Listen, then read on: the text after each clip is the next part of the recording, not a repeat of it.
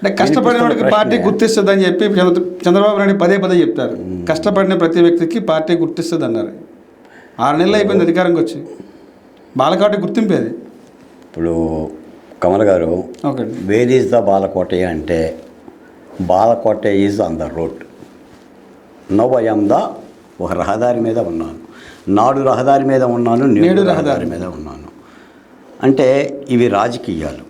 ఇప్పుడు ఖచ్చితంగా ప్రజా రాజధాని అమరావతి ఉద్యమంలో కష్టించిన వాళ్ళని లేదా జగన్మోహన్ రెడ్డి గారి మీద తొడగొట్టిన వాళ్ళని గుర్తించాల్సిన బాధ్యత ప్రతిపక్ష పార్టీగా ముఖ్యంగా ముఖ్యమంత్రి చంద్రబాబు నాయుడు. అంటే ఆ సమయంలో మీడియా పరంగా కూడా జగన్మోహన్ రెడ్డిని కాలర పట్టుకుని ప్రశ్నించేటువంటి వ్యక్తి బాలకోటయ్య. మీకు ఇంకో మాట కూడా చెప్తా. అసలు జగన్మోహన్ రెడ్డి గారికి ఎదురెళ్ళటం అంటే రైలు బండికి ఎదురెళ్ళటం. అంతకంటే రిస్క్ ఇంకోటి ఉండదు. నేను 14 సార్లు నా పల్లె సేవలో నేను హౌస్ అరెస్ట్ అయ్యా. నేను పెట్టుకున్న పేపర్ ధ్వంసమైంది. మా ఆవిడ అంగన్వాడీ టీచరు. ఆమె తెచ్చే 11,400 రూపాయలతోనే బతికాం. ఎందుకంటే కుటుంబం కూడా సహకరించింది. అన్ని శ్రమలు ఎందుకు పెట్టామంటే ప్రధానంగా రాజధాని నిలబెట్టడం కోసం. మన రాజధాని సరే మీరు అన్నట్టుగా ఏంటంటే చంద్రబాబు నాయుడు గారు కానీ లోకేష్ బాబు గారు కానీ అమరావతి ఉద్యమకారుల్ని అమరావతిని గుర్తిస్తామని చెప్పిన మాట యథార్థం. పదే పదే చెప్పారు. ఇప్పటికీ అమరావతిని కూడా నెత్తిని పెట్టుకొని పూజిస్తున్నారు. 1,000 కోట్ల రూపాయలతో అభివృద్ధి చేస్తామని అంటున్నారు. కానీ ఆ ఉద్యమంలో పుట్టిన వాళ్ళకి ఎంతమందికి న్యాయం జరిగింది అని చెప్పేసి అనేది ఒక పెద్ద క్వశ్చన్ మార్క్. దీనికి చంద్రబాబు నాయుడు గారు అంటే నేనేదో విమర్శ కోసం చెప్పట్లా, తప్పనిసరిగా ఆయన పెద్ద ప్రశ్న. ఇంకో మాట కూడా చెప్తున్నాను. నిన్న కూడా నేను మాట్లాడాను. ఇప్పటి వరకు అమరావతి రైతుల మీద పెట్టిన ఒక్క కేసు తీసేయలేదు. నిన్న నేను వరలక్ష్మి అని ఒక మహిళతో మాట్లాడుతుంటే ఇప్పుడే కోర్టుకి వెళ్ళి వచ్చాను బాలకోటయ్య గారు అని మాట్లాడుతుంది. ఇప్పుడు వాళ్ళు ఆటోల మీద బైకుల మీద కోర్టులకు వెళ్తూనే ఉన్నారు. పెట్టిన కేసులన్నీ కూడా లంగాలు లాగిన కేసులు, జాకెట్లు దించిన కేసులు, అన్ని అక్రమ కేసులే. మరి ఆ కేసులను కూడా లేకపోతున్నారు ఏంటి అని కూడా నేను కూటమి ప్రభుత్వాన్ని కూడా నేను కూడా అడుగుతున్నా. ఎందుకంటే మీకు జగన్మోహన్ రెడ్డి గారు కాకినాడ తుని సంఘటనలో రైలు దగ్గర కేసులు రద్దు చేశారు. అలాగనే కోనసీమలో పెట్టిన స్వరూపు ఇంటి మీద దాడి చేసిన అల్లర్ల కేసులు రద్దు చేశాడు. మరి ఆయన 2 కేసులు రద్దు చేసినప్పుడు మరి చంద్రబాబు నాయుడు గారికి ఈ కేసులు రద్దు చేయడానికి, రైతుల మీద పెట్టి కేసులు రద్దు చేయడానికి ఎందుకు చేతులు రావడం లేదు కూడా ఆయన ముందున్న ప్రశ్నే. తప్పనిసరిగా సమాధానం చెప్పుకోవాలి. చంద్రబాబు నాయుడుకి అమరావతి ఉద్యమం మీద ఎంత ప్రేమ ఉందని ఇదే ఉదాహరణ అంటారు. అందుకని అమరావతి మీద ప్రేమ ఉన్నమాట యథార్థం అండి. అమరావతిని చంద్రబాబు నాయుడు గారు ప్రేమించకపోతే ఇంకెవరు ప్రేమిస్తారు? ఆయన మానస పుత్రిక. ఆయన యొక్క పిలుపుతోనే దాదాపు 34,348 ఎకరాలు ఇచ్చారు. చంద్రబాబు నాయుడు గారు కూడా అమరావతి ఉద్యమానికి జోలబెట్టాడు, ఉద్యమానికి మద్దతుగా పలికాడు, నిలబడ్డాడు.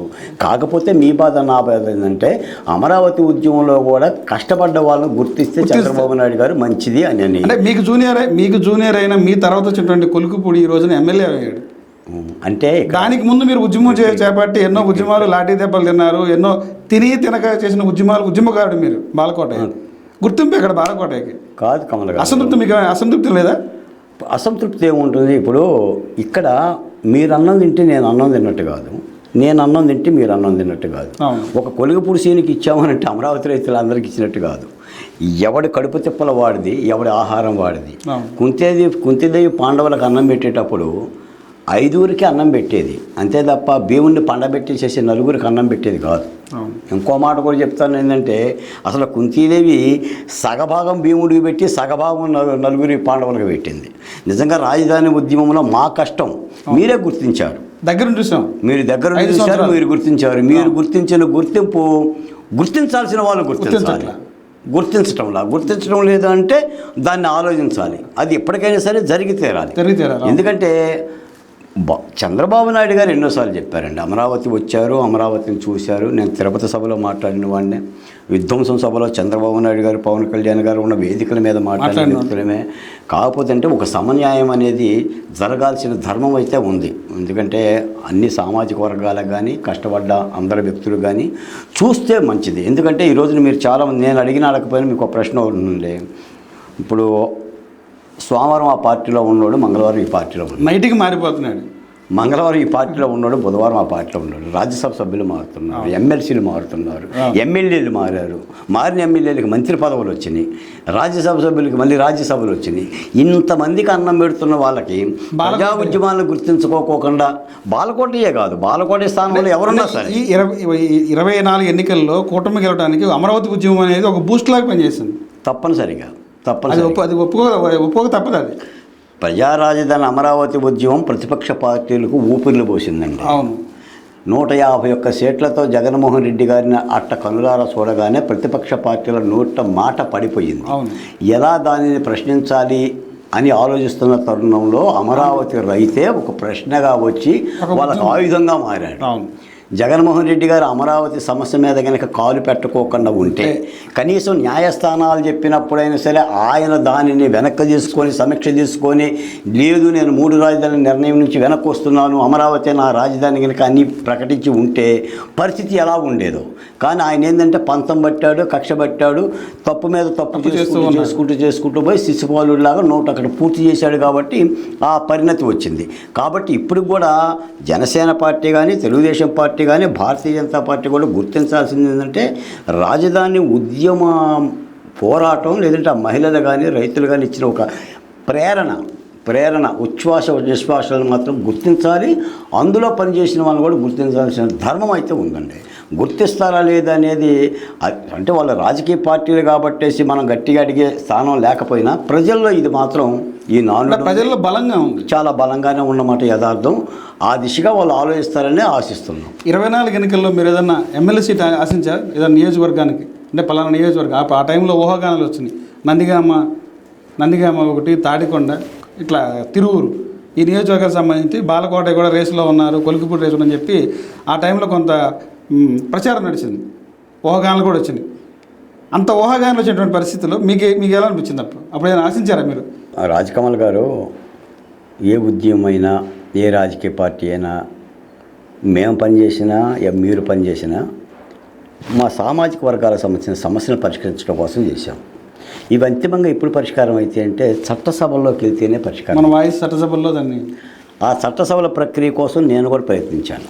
నేను ప్రధానంగా తిరువూరు, నందిగాం అసెంబ్లీ ఈ 2 సీట్లలో ఒక సీట్ ఇస్తామని చెప్పేసి అని ఆనాటుండ పెద్దలే చెప్పారు. దానికి సంబంధించిన సమీక్ష కూడా జరిగింది. మరి ఆ సమీకరణలో ఏ తేడా వచ్చింది. తిరువూరునేమో కొలికిపూడి శ్రీనివాసుని తెచ్చేసి నిలబెట్టారు, మా నందిగామ అసెంబ్లీ నియోజకవర్గమేమో పాత వ్యక్తికే ఇచ్చారు.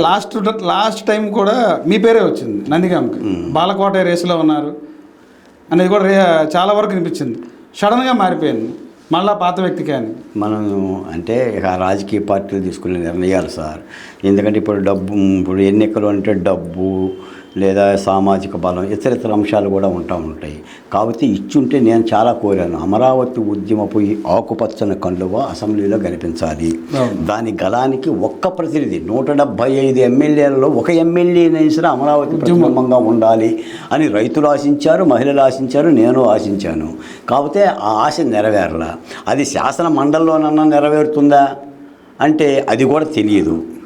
ఏంటి మరి కార్పొరేషన్ చైర్మన్ పదవుల్లోనన్నా నిలబడుతుందని కూడా పదవుల్లో కూడా ఇప్పటికీ తెలియదు. సెకండ్ లిస్ట్ కూడా అయిపోయింది, తెలియదు సార్. ఇప్పటికీ దాదాపు 90 మంది నామినేట్ పదవులు కూడా ఇచ్చారు. ఇందులో మనకు తెలియని వాళ్ళు చాలామంది ఉన్నారు, మీకు తెలియని వాళ్ళు కూడా చాలామంది ఉన్నారు, నాకు తెలియని వాళ్ళు కూడా ఉన్నారు. ఇదంతా కూడా ఏంటంటే సాక్షాత్తుగా చంద్రబాబు నాయుడు గారిదే బాధ్యత సార్. ఎవరికి అన్నం పెట్టాలి, ఎవరికి అన్నం పెడుతున్నాను అనేది ఆయన విమర్శించడమో లేదంటే ఆయన మీద మనం ఏదో మాట్లాడటం కాదు, కానీ ఆయనే చూడాలి. ఎందుకంటే ధర్మకర్త ఆయనకు తెలియంది ఏముంది సార్.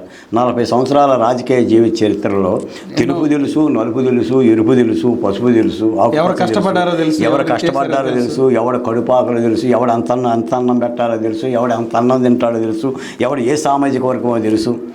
జగన్మోహన్ రెడ్డి మీద కలబడ్డది ఎవడో తెలుసు, నిలబడ్డది ఎవడో తెలుసు. ఆయన 53 రోజులుగా జైల్లో ఉన్నప్పుడు తొడగొట్టినోడు ఎవడో తెలుసు, ఇళ్లల్లో ఉన్నోడు ఎవడో తెలుసు, ఇళ్లల్లో ఉండకోకుండా ఏదో చేస్తున్నట్టుగా నటించినోడు ఎవడో తెలుసు. అన్నీ తెలుసు ఆయనకి. మరి ఆయన తీసుకోవాల్సిన నిర్ణయాలు ఈ రోజున బాలకోటని గుర్తించడం అంటే అమరావతిని గుర్తించడమే, అమరావతిని గుర్తించడం అంటే బాలకోటని గుర్తించడమే. ఈ మాట మాత్రం చెప్పక తప్పదండి.